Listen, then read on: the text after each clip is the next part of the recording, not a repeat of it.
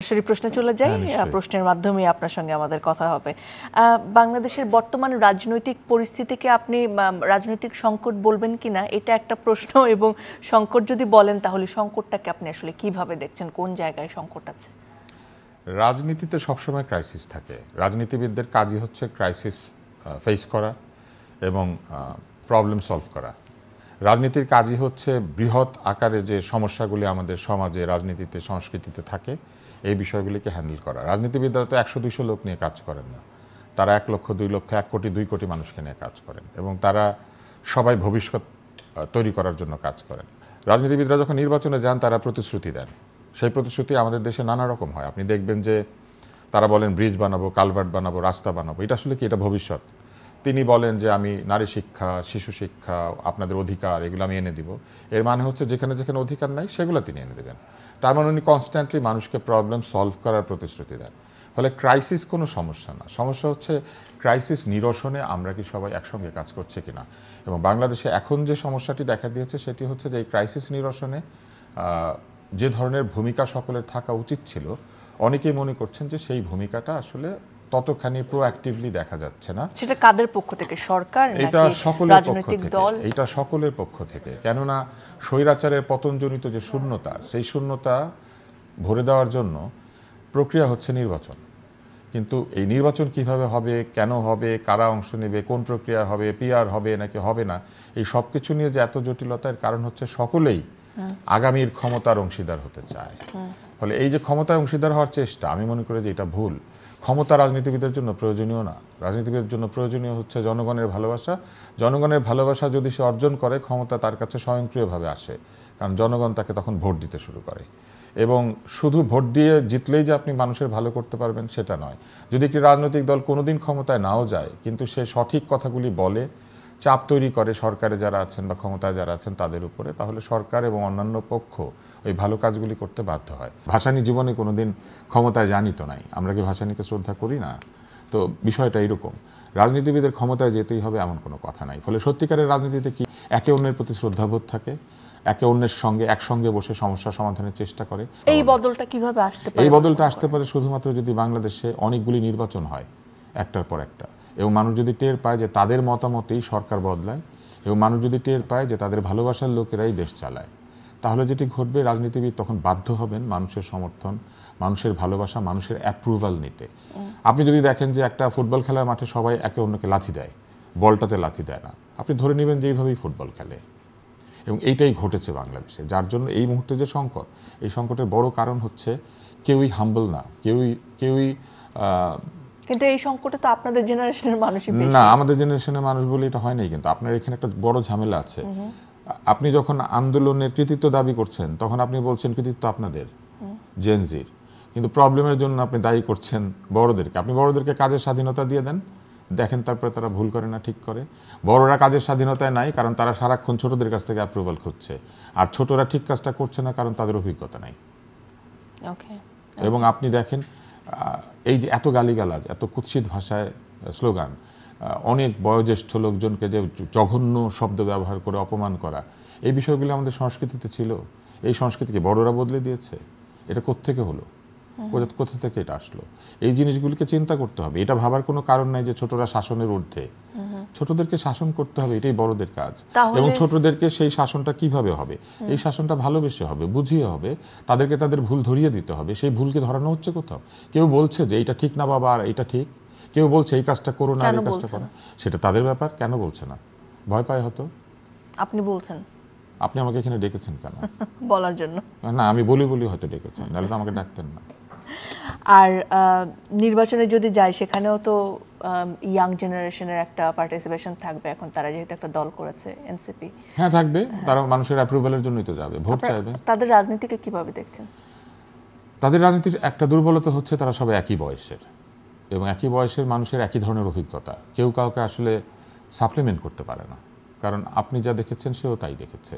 তার যা অভিজ্ঞতা আপনারও তাই অভিজ্ঞতা, তার যতটুকু শক্তি আপনারও ততটুকু শক্তি। আপনি একেবারে বায়োলজিক্যালি চিন্তা করেন, এরা কাছাকাছি সময় বিয়ে করবে, এদের প্রায় কাছাকাছি সময় সবার বাচ্চা কাচ্চা হবে, এরা প্রায় কাছাকাছি সময়ে দাদা নানা হবে। একটা রাজনৈতিক দলের জন্য এটা বিরাট দুর্বলতা।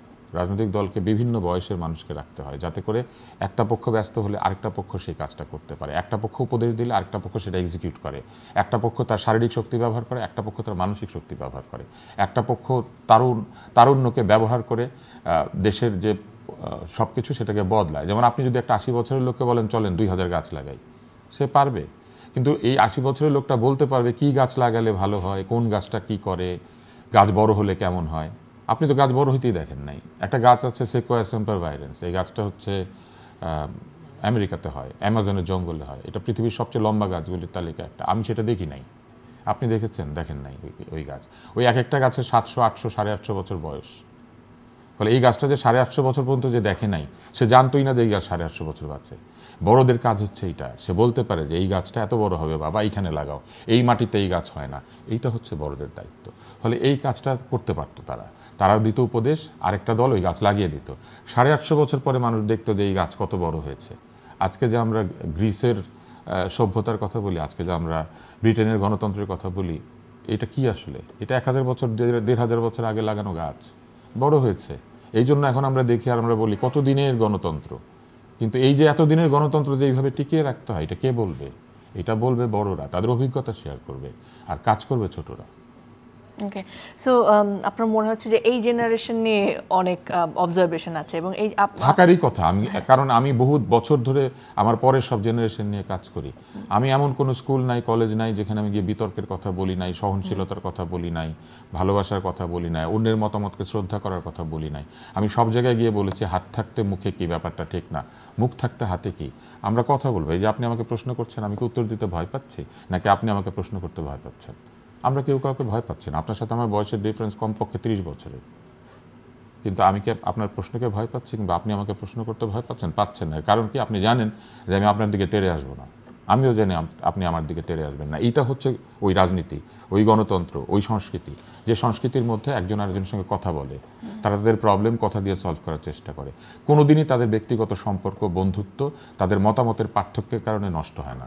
আলেকজান্ডার মনে করে যে পৃথিবী দখল করলে পৃথিবী বদলাবে, সক্রেটিস মনে করে মানুষের চরিত্র বদলালে পৃথিবী বদলাবে। সক্রেটিস আর আলেকজান্ডারকে একজন আরেকজনের শত্রু, সক্রেটিসের ডিসাইপল, আলেকজান্ডারের টিচার।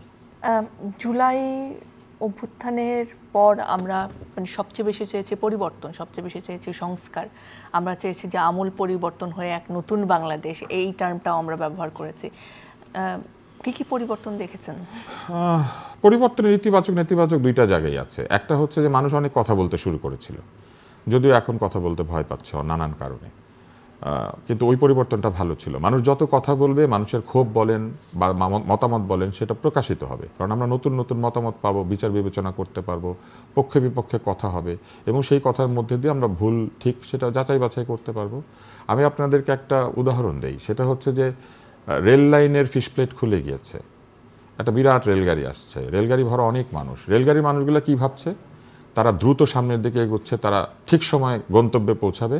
এটা দারুণ আধুনিক রেলগাড়ি, এবং এইটাতে যে চড়ে বসে আছে এটাকে তো ঠিক সময় জায়গায় পৌঁছাতেই হবে। কিন্তু একটা ছোট বাচ্চা লাল শার্ট উড়াচ্ছে, থামিয়ে দাও রেলগাড়িটাকে। এখন এই বাচ্চাটাকে রেলগাড়ির শত্রু? বাচ্চাটা তো রেলগাড়িটাকে থামতে বলছে এটা ঠিক হচ্ছে না, আপনি এখান থেকে যাবেন না। বাচ্চাটা রেলগাড়ির সমস্ত লোকের বন্ধু। ওই বাচ্চাটা হচ্ছে উন্নয়নের সবচেয়ে বড় বন্ধু, কারণ এই রেলগাড়িটা যদি মাঝপথে উল্টে পড়ে যায়, রেলগাড়ি জীবনও গন্তব্যে পৌঁছাবে না। ফলে যে সমালোচনা করে, যে ভুল ধারণার চেষ্টা করে, সেটা যেভাবেই হোক, যে ভুল ধরাতে চাচ্ছে সে যদি ভুল করেও ভুল ধরায়, তারপরেও তার ইন্টেনশন হচ্ছে সেই রেলগাড়িটাকে বাঁচাতে চায়, তার কথা শুনতে হবে। যদি এমনও হয় যে বাচ্চাটা ভুল করে লাল শার্ট উড়িয়েছিল, তারপরেই 5 মিনিট থামলে অনেক জীবন বাঁচানোর সম্ভাবনা থাকে। এইটা হচ্ছে আমি মনে করি যে আমাদের রাজনীতির এখন সবচেয়ে বড় সংকট। কেউ থামতে চায় না, কেউ কারো কথা শুনতে চায় না। অনেকেই বলে যে আগের কাঠামোতেই সব কিছু চলছে, শুধু হয়তো দলীয় প্রভাবের জায়গায় অন্য দলের প্রভাব এসেছে, মানুষ বদলেছে, কিন্তু সিস্টেমটা আসলে একই আছে। আপনার তাই মনে হয়? সিস্টেম বদলানো এত সহজ না, কেননা এই সিস্টেম বহু দিনের ঔপনিবেশিক এবং তার আগে রাজকীয় যে শাসন ছিল তার উপরে নির্ভরশীল। আমাদের এখানে যে ব্যুরোক্রেসি, এই ব্যুরোক্রেসি ব্রিটিশদের তৈরি করা। এই ব্যুরোক্রেসি তৈরি হয়েছিল মূলত ব্রিটিশ শাসকের স্বার্থ রক্ষা করার জন্য। ফলে এই ব্যুরোক্রেসির যে ফাংশনিং প্রসেস, এই প্রসেসের মধ্যে অনেক ভুল ত্রুটি আছে। সেই ভুল ত্রুটি দূর করার কোনো চেষ্টা কিন্তু আসলে হয় নাই। আমাদের এখানে যে সিস্টেম, এই পুলিশিং সিস্টেমও তৈরি হয়েছিল কার স্বার্থ রক্ষা করতে? রানীর স্বার্থ রক্ষা করতে, ব্রিটেনের রানী। এবং সেই পুলিশিং সিস্টেমের মধ্যে যে পেনাল কোড আছে, অন্যান্য বিষয়গুলি আছে, আমি বলছি না এগুলি খারাপ, অনুপযোগী, কিন্তু সেখানে বহু জায়গা আছে যেগুলো আমরা বদলাতে পারতাম, কিন্তু আমরা বদলাই নাই। আমরা প্রতিনিয়ত আমাদের আইনকে কঠোর করেছি, আমাদের জনগণকে আমরা ভয় দেখিয়ে শাসন করার চেষ্টা করছি। আমাদের জনগণের জন্য এমন আইন তৈরি করছি যে আইন তাকে তার যে সাধারণ অধিকার, সেই অধিকারগুলি ঠিক মতো দেয় না। এবং আপনি দেখবেন যে এগুলি নিয়ে আরও নতুন সংকট তৈরি হয়েছে। এর বড় কারণ হচ্ছে এই সিস্টেম আরও কঠোরতর আইনের মধ্যে দিয়ে তার নিজের ভুল ত্রুটি ঢেকে রাখার চেষ্টা করেছে, আরও কঠোর হওয়ার মধ্যে দিয়ে সে নিজেকে বাঁচানোর চেষ্টা করেছে। এই সিস্টেম বদলাবে কিভাবে? এই সিস্টেম বদলাতে গেলে গণতান্ত্রিক শাসক লাগবে, যে শাসক মানুষের চাহিদার কথা শোনে। শুধু বাজারি ডিমান্ড অ্যান্ড সাপ্লাই কার্ভ দিয়ে চলে না, পলিটিক্সও ডিমান্ড অ্যান্ড সাপ্লাই কার্ভের রাজনীতি।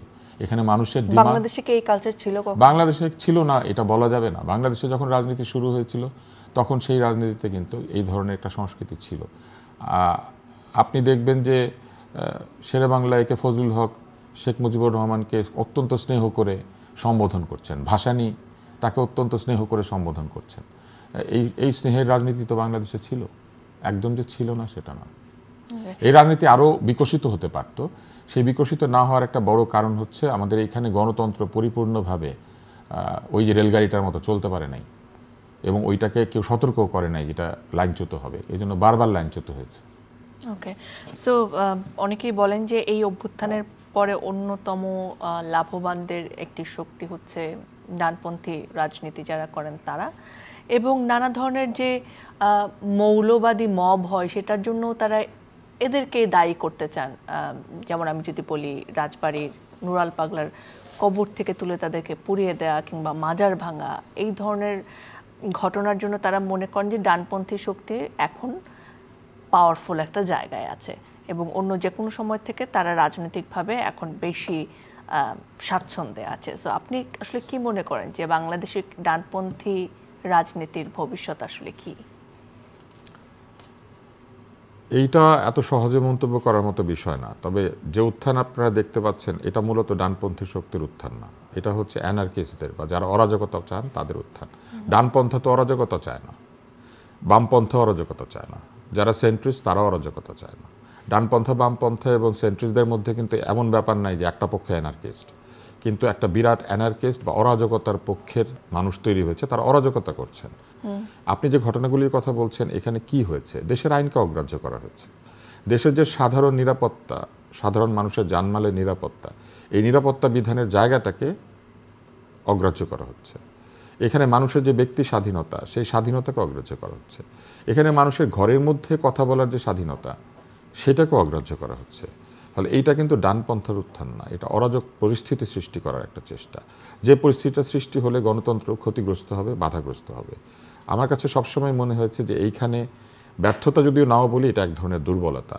আপনার প্রথম শপথই হচ্ছে আপনি জনগণের জানমালের নিরাপত্তা বিধান করবেন, এবং এই জনগণকে আপনি পক্ষপাতমূলকভাবে চিন্তা করতে পারবেন না। বাংলাদেশে যে জন্মগ্রহণ করেছে, এই ভূমিতে আছে, তার সুবিচার পাওয়ার অধিকার আছে এবং তার জানমালের নিরাপত্তা পাওয়ার অধিকার আছে।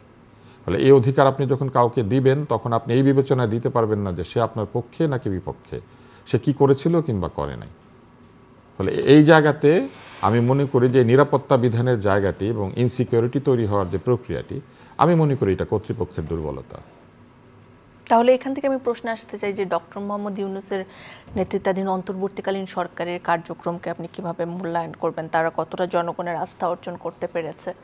আমি ডক্টর মোহাম্মদ ইউনূসের একজন অ্যাডমায়ারার এবং একজন সমালোচক, দুইটাই আমি। কেন? কারণ আমি মনে করি যে এই ধরনের মানুষের জীবনই তো আমাদের জানা দরকার। এত সফল মানুষ, নোবেল পুরস্কার পেয়েছেন, ক্ষুদ্র ঋণের মতো একটি কনসেপ্ট পৃথিবীতে চালু করেছেন, ভালো মন্দ প্রচার পরে হবে এটা বিবেচনা, এবং তার জীবনে প্রচুর সাফল্য আছে, যে সাফল্যগুলি তার ব্যক্তিগত সাফল্য এবং তার ব্যক্তিগত চিন্তাভাবনার সাফল্য। এবং একটা সফল মানুষের এই সফলতাকে মানুষ সবসময় মনে করে যে যদি অন্যের কাজে লাগে তাহলে তো দারুণ, তাই না? ফলে এখন যে পরিস্থিতিটা বিরাজ করছে, এখানে কিন্তু ওনার কিছু অনেস্ট স্বীকারোক্তি ছিল। আপনি দেখবেন যে উনি একাধিক সাক্ষাৎকারে বলেছেন যে রাষ্ট্র পরিচালনা তার কাজ না। আপনার নিশ্চয়ই মনে আছে উনি এরকম একটা একাধিক সাক্ষাৎকারে বলেছেন। উনি এটাও বলেছেন যে এই কাজগুলি করতে ওনার তেমন আগ্রহ নাই, উনি বরং বদলাতে চান মানুষের দারিদ্র্য, উনি বদলাতে চান বেকারত্ব, উনি বদলাতে চান পরিবেশ দূষণ, উনি বদলাতে চান মানুষের ব্যবসা করার পদ্ধতি। উনি সোশ্যাল বিজনেসের কথা বলেছেন, যেখানে ব্যবসায়ীরা লাভের চাইতে বেশি কতটা কন্ট্রিবিউট করবে এইটা নিয়ে চিন্তা করবে। যদিও এই চিন্তাটা অনেকে বলেন ইউটোপিয়ান, কিন্তু একটা চিন্তা তো, নতুন চিন্তা। সমস্যা হচ্ছে অধিকতর জ্ঞানী মানুষের চিন্তা বা কনসেপ্ট বোঝার জন্য তার নিচেও যারা থাকেন তার কাছাকাছি অথবা তার এই আদর্শ ধারণ করা কিংবা তার কথাগুলি বুঝতে পারার মতো দক্ষতা থাকতে হবে এবং নিঃস্বার্থ হইতে হবে। একাডেমিক লোকের নিচে যারা কাজ করেন তাদেরকে শুধু একাডেমিক হলেই হবে না, তাদেরকে ব্যক্তি স্বার্থ, দলীয় স্বার্থ, রাজনৈতিক স্বার্থ সব বিসর্জন দিতে হবে, কারো পক্ষে থাকা যাবে না। Because the goal is to take this nation to a different pedestal, যেই জায়গাতে গেলে মানুষ দেখবে যেটা সে আগে দেখে নাই। যেমন আপনি কি দারিদ্র্যমুক্ত বিশ্ব দেখেছেন? ডক্টর মোহাম্মদ ইউনূসকে দেখেছেন? তাহলে উনি বলেন কেন দারিদ্র্যমুক্ত বিশ্ব? বিকজ উনি বিশ্বাস করে যে পৃথিবীকে দারিদ্র্য শূন্য করা সম্ভব, তাই না? এই দারিদ্র্য শূন্য করা সম্ভব, এটা তার নিচে যারা কাজ করবে তাদেরকেও বিশ্বাস করতে হবে। কিন্তু সে যদি মনে করে যে পৃথিবীর দারিদ্র্য শূন্য হোক বা না হোক, নিজের দারিদ্র্য আগে মুক্ত করি, কিছু পয়সা করি খাই, তাহলে তো আর হইল না।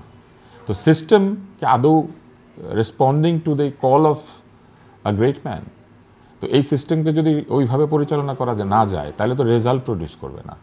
এবং এইখানে রাষ্ট্রকে কোথাও কোথাও এই যে যারা অরাজক পরিস্থিতি তৈরি করতে চায় তাদেরকে নিবৃত্ত করতে হয় এবং অবশ্যই সাধারণ মানুষের পাশে দাঁড়াতে হয়। যে অরাজকতা করছে রাষ্ট্র বা সরকার যদি তাকে উৎসাহ দেয় আর যে অরাজকতা শিকার তাকে যদি বন্দি করে, তাহলে তো ঘটনাটা উল্টা হবে। তখন কি হবে?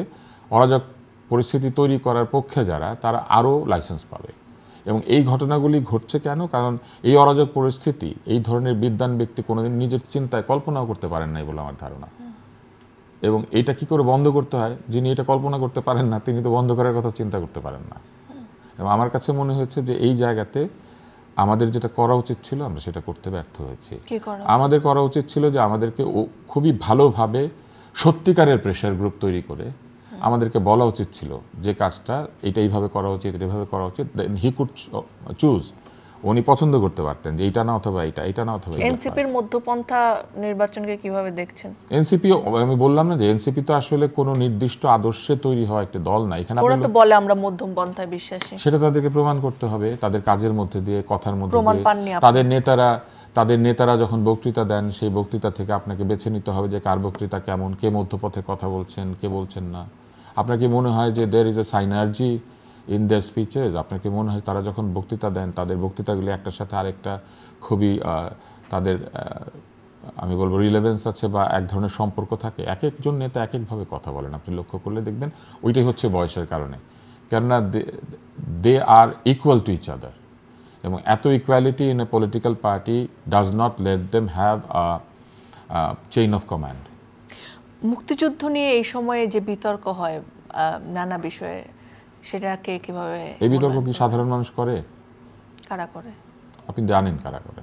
এই প্রশ্ন আমাকে করার কোনো প্রয়োজন নেই। আপনি যদি এটা না জানেন আপনার উপস্থাপনা ছেড়ে দেওয়া উচিত। কারা মুক্তিযুদ্ধ নিয়ে বিতর্ক করছে এটা একদম দেখা যাচ্ছে তো। কারা মুক্তিযুদ্ধের কে মরেছে, কতজন মরেছে, এইগুলো নিয়ে এখনো প্রশ্ন তুলছে। কারা মুক্তিযুদ্ধকে প্রতিনিয়ত সরাসরি আক্রমণ করছে এটা তো দেখা যাচ্ছে। তরুণরা করে না এই কাজটা, তরুণরা করে নাই। Do you really think? আমি তো অনেক তরুণদের শুনেছি। না, তরুণরা প্রভাবিত হয়। তরুণদেরকে কেউ প্রভাবিত করে। সে কেউটা কারা আপনি জানেন? আমার জানা আপনার জানা তো আলাদা। আপনি জানবেন এবং তাদেরকে এখানে ইন্টারভিউ নেবেন, এটা আমি আশা করি। আপনি যদি আমাকে বলেন আপনার দৃষ্টিতে কারা, তাহলে এটা সারা বাংলাদেশ জানে, দেখতে পায়, তাদের ভাষা দেখে, তাদের আহ্বানগুলি দেখে, তাদের কথাবার্তা দেখে। এটা বাংলাদেশ জানে, তাদেরকে চিনে। ক্ষমতা টিকে থাকতে চায়। জনতার মধ্যে তো অনেক বিভাজনও থাকে। সেই জনতার কেউ কেউ তো শেখ হাসিনাকে আবার প্রধানমন্ত্রী দেখতে চেয়েছে। আপনি তাকেও সেখানে সাক্ষাৎকার নেন। আমি তো চাই নাই, আমি তো বলি নাই, আমরা তো বলি নাই, অনেকেই বলি নাই। কেউ যদি সেরকম থাকে তাকে এখানে ডেকে সাক্ষাৎকার নেন। আপনি তাকে এখানে ডেকে সাক্ষাৎকার নিতে পারবেন? পারবেন না। এখানে কেউ ঢুকবে, আপনাকে সাক্ষাৎকার নিতে দিবে না। তাহলে কি বলছেন গণমাধ্যম স্বাধীন না?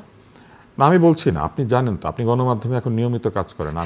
আমাকে জানিয়ে দিলে না, আপনাকে বুঝতে হবে যে আপনি এমন একজন লোকের সাক্ষাৎকার নিচ্ছেন যে এই কাজগুলি করে এত দূর এসেছে। আপনি যে সিটটায় বসেন না, সেই সিটটায় আমি বহু বছর বসেছিলাম, বহু মানুষের ইন্টারভিউ করেছি। If you ask a person a question, the answer of which is known to you, আপনি যে প্রশ্নের উত্তর জানেন সেই প্রশ্নের উত্তর আপনাকে দিতে হবে। Then you are actually making a statement. আপনাকে আপনার স্টেটমেন্ট দিতে হবে। আমার তো মনে হয় না যে উপস্থাপককে সবসময় স্টেটমেন্ট দিতে হয়। আপনি সেটা বলতে পারেন না এই জন্য যে আপনার চেহারা গ্রাফিটির মধ্যে ছিল, আপনি স্টেটমেন্ট করছেন দেখে তো আপনার চেহারা গ্রাফিটি গেছিল। সবারটা গেছিল? সবার চেহারা কি ওয়ালে ওয়ালে এঁকেছিল? আমার চেহারা এঁকেছিল? You made a state. So after making a statement আপনি এখন বলবেন যে আপনি স্টেটমেন্ট করেন না? জানি না। এই যে আমি আপনাকে আপনি করে বলছি, আমি কি নর্মালি আপনাকে আপনি করে বলি? সো এইটা হচ্ছে প্রসেস। আপনি যখন অনুষ্ঠানে থাকবেন, উপস্থাপক আপনার কাছে আপনি, এমনিতে কিন্তু আপনি আমার কাছে তুমি। So this is the rule, that rule has to be observed. এইটা হচ্ছে প্রোটোকল, এইটা হচ্ছে রাষ্ট্রকে এরকম নিয়ম মেনে চলতে হয়। আমাকে একজন অত্যন্ত বড় উপস্থাপক আমাকে এটা বলেছিলেন যে স্ক্রিনে সবাই আপনি, কেউ তুমি না, কেউ ভাই না। সেই নিয়ম মানে গণমাধ্যম এখন মানে না, এখান থেকে সরে এসেছে। ভাষার নিয়ম মানে, উচ্চারণের নিয়ম মানে না।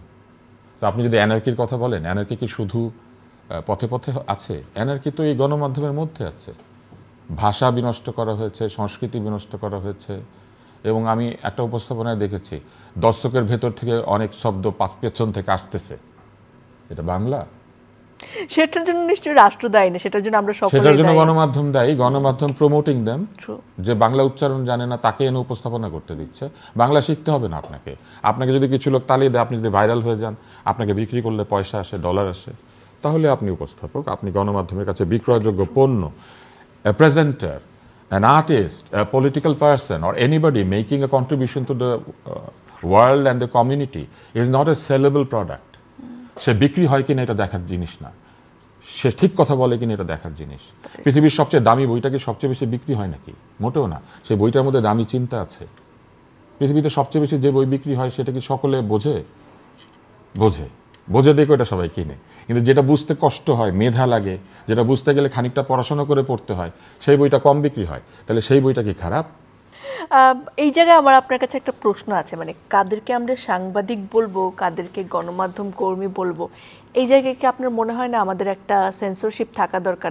ধরেন এখন একটা মানুষ একটা মোবাইল নিয়ে একটা বুম নিজে বানিয়ে কোথাও একটা গেল, তাদেরকে আমরা সাংবাদিক বলছি এবং বলছি যে সাংবাদিকরা এই ধরনের প্রশ্ন করে, খুবই খারাপ। মানে যে আসলে একজন মানুষের কাপড়ের দাম জিজ্ঞেস করছে তাকেও সাংবাদিক বলেই বলা হচ্ছে যে সাংবাদিকের মান কমে গেছে। তাদেরকে কি সাংবাদিক আমরা বলবো? আমি কি আপনাকে জিজ্ঞেস করতে পারি আপনার মাসিক আয় কত? না, ইউ ক্যান নট। পারি না। আপনি দেখবেন পুরো সোশ্যাল মিডিয়া এবং প্রচুর গণমাধ্যমে সরাসরি সাক্ষাৎকার প্রচারিত হয় যেখানে উপস্থাপক জিজ্ঞেস করে আপনি কত আয় করেন। আমি কত আয় করি এটা তো তার জানার দরকার নেই। আমি কিচ্ছু আয় করি না, আমি ফকির, আমি ভিখারি, তাই না? কিন্তু আমি সুন্দর গান গাই, আমি বাউল। আমি লিখেছি যে সব লোকে কয় লালনকে জাত সংসারে। আপনি জিজ্ঞেস করেছেন লালনের ইনকাম কত ছিল? তাহলে এই প্রশ্ন যে করা হয় এটাকে অসভ্যতা না? এই অসভ্যতাকে প্রমোট করা হচ্ছে। সেই যেখানেই অসভ্যতা প্রমোট করা হয় সেখানে এই ধরনের ঘটনা তো ঘটতেই থাকবে। যে সাংবাদিক না সে সাংবাদিক হয়ে উঠবে, কারণ তার একটা ডিভাইস আছে। Device doesn't make you who you are, whether you know how to use the device, that makes you who you are. এই কলমটা আমার হাতে থাকলে এক জিনিস, আপনার হাতে এক জিনিস, আরেকজনের হাতে আরেক জিনিস। একজন লোক আছে সে প্রতিদিন এই কলমটা সবচেয়ে বেশি ব্যবহার করে, সে রিসিট দেয়, টাকা কালেক্ট করে। এই কলমের ব্যবহার কি সেখানেই সার্থক যে রিসিট লিখছে, সাইন করছে, 100 টাকা 100 টাকা 100 টাকা? এই কলম কি 100 টাকা লেখার জন্য তৈরি হয়েছিল? এই কলম যখন রবীন্দ্রনাথের হাতে থাকে, নজরুলের হাতে থাকে, তখন এটা কলম। অন্য সময় এটা জাস্ট একটা যন্ত্র, এটা দিয়ে দাগ দেওয়া যায়। So you have to decide কার হাতে আপনি ডিভাইস তুলে দিচ্ছেন। সবসময় আমরা মানে একটা প্রশ্নই করতে বেশি ভালোবাসি যে গণমাধ্যমের স্বাধীনতা রাষ্ট্র দিচ্ছে কিনা, কিন্তু তার বিপরীতে যে প্রশ্ন যে দায়িত্বশীল গণমাধ্যম আমরা আসলে কিভাবে হতে পারে। অগণতান্ত্রিক শাসন সবসময় গণতন্ত্রহীনতাকেই প্রমোট করে। অগণতান্ত্রিক শাসন কি করেছে? গণমাধ্যমকে প্রথমে নিয়ে এসেছে লাইসেন্সের আন্ডারে। আপনাকে পারমিশন নিতে হবে। কার কাছ থেকে নেবেন? ক্ষমতার কাছ থেকে। ক্ষমতা কাকে লাইসেন্স দিবে? যাকে ক্ষমতা ভালোবাসে, অথবা যে ক্ষমতাকে ভালোবাসে, যে প্রচুর পরিমাণে তেলের শিশি হাতে হাজির হয়, সেই রকম প্রশ্ন করে যে প্রশ্ন শুনলে ক্ষমতা বিগলিত হয়ে হাসতে হাসতে গড়াগড়ি খায়। তো সেই প্রশ্নগুলির ভিতর দিয়ে এই গণমাধ্যম তৈরি হয়েছে বছরের পর বছর, খুশি করার মধ্যে দিয়ে টিকে থেকেছে, খুশি করার মধ্যে দিয়ে। গণমাধ্যমকে ব্যবহার করে মালিকেরা ব্যবসা করার চেষ্টা করেছেন, অথবা তার ব্যবসার যে দুর্নীতি সেগুলোকে প্রোটেক্ট করার চেষ্টা করেছেন। ফলে এই গণমাধ্যম হয়ে গিয়েছে যার যার ব্যক্তিগত গাড়ির মতো, যার যার ব্যক্তিগত ডিভাইসের মতো, যার যার ব্যক্তিগত প্রতিষ্ঠানের মতো। গণমাধ্যমের প্রথম বিষয় হচ্ছে মালিকানা জারি হোক না কেন, গণমাধ্যম পরিচালিত হবে গণমাধ্যমের স্বীকৃত নীতিমালার মধ্যে দিয়ে। গণমাধ্যমের মালিকানা গণমাধ্যমের চরিত্র ঠিক করবে না, এবং গণমাধ্যম পরিচালিত হবে যারা গণমাধ্যম বোঝে তাদের হাতে। কিন্তু সেটা তো বাংলাদেশে হয় নাই। না হওয়ার ফলে যেটা হয়েছে, গণমাধ্যমের মতো আচরণ করে না। আপনি দেখবেন এই যতগুলি গণমাধ্যম আছে তার মধ্যে কিছু আছে মানুষ রেসপেক্ট করে, কারণ সেগুলো নিয়ম মেনে চলে, অন্তত চেষ্টা করে যতটুকু পারা যায়। কিছু আছে মানুষ জানে মালিক যেমন তেমন কথা বলবে, আর কিছু আছে জানে যে এখানে কিছু নাই, বাংলা সিনেমা। শেষ পর্যায়ে চলে এসেছি একেবারে। যদি বলি যে বর্তমানে দাঁড়িয়ে যদি ভবিষ্যৎ একটু দেখতে চান, কেমন বাংলাদেশ দেখছেন অদূর ভবিষ্যতে? আমি সবসময় বাংলাদেশ সুন্দর দেখি, কারণ আমার সবসময় মনে হয় যে মেঘ যতই কালো হোক রংধনু হবে এরপরে। অনেক অনেক ধন্যবাদ। এবং আমি যেটা দেখি যে প্রত্যেক মেঘই শেষ পর্যন্ত কোথাও না কোথাও বৃষ্টি হয়ে ঝরে। ফলে আমার জীবনে যে মেঘ অন্ধকার তৈরি করছে, এটা হয়তো ভবিষ্যতে কোথাও বৃষ্টি হবে। প্রবলেমটা হচ্ছে এটা যে বৃষ্টি, এটা আমরা বুঝবো, এই বৃষ্টির পানি আমরা কাজে লাগাতে পারবো, এটা খুব ইম্পর্টেন্ট। যে সমাজে বয়োজ্যেষ্ঠরা শ্রদ্ধা পায় না, যে সমাজে ছোটরা স্নেহ পায় না, যে সমাজে সমবয়সীরা বন্ধু হতে পারে না, যে সমাজে সত্য কথাকে প্রতিষ্ঠিত হওয়ার ক্ষেত্রে সকলে মিলে বাধা দেয়, যে মানুষ মনে করে, যে সমাজ মনে করে যে সত্য তার শত্রু, সেই সমাজ দীর্ঘ সময় ধরে অন্ধকারের মধ্যে থাকবে, এবং এই অন্ধকারটাকে আচ্ছন্ন করবে এই পরিমাণে যে সে অন্ধকারকে আলো ভাবতে শুরু করবে। সে মনে করবে এই অন্ধকারের গুহার জীবনই তার জীবন।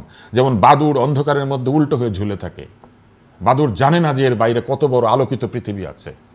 ফলে এই বাদুড়ের জীবন, কুয়ার মধ্যে ব্যাঙের জীবন, এই জীবন যে জীবন সত্যকে ভয় পায়, এই জীবন যে সত্যবাদীকে আক্রান্ত করে, সেই জীবন থেকে যখন এই মানুষেরা বের হয়ে আসবেন, তারা যখন দেখতে পাবেন যে এই সমাজে আলো জ্বালানোর সুযোগ আছে, তখনই বাংলাদেশ বদলাতে শুরু করবে। আমি মনে করি না যে বদলের জায়গা বন্ধ, কিন্তু আমি মনে করি যে মেঘ আমাদের আকাশে আছে, এই মেঘের পরে যে রংধনু আছে, সেই রংধনুকে আনার জন্য আমাদের বৃষ্টি চাইতে হবে। এবং সেই বৃষ্টি হচ্ছে গণতন্ত্র, সেই বৃষ্টি হচ্ছে নির্বাচন, সেই বৃষ্টি হচ্ছে লাখে লাখে কোটিতে কোটিতে মানুষ গিয়ে নিজের ইচ্ছা মতো ভোট দিবে, যাকে ইচ্ছা তাকে দিবে, যে খুশি সে নির্বাচিত হবে, এবং তারা ভুল করবে ঠিক করবে, সেইটার ভেতর দিয়ে আমাদের বাংলাদেশ সুন্দর হবে। আমি গণতন্ত্রহীন বাংলাদেশ দেখতে চাই না। অনেক অনেক ধন্যবাদ আমাদের সময় দেওয়ার জন্য।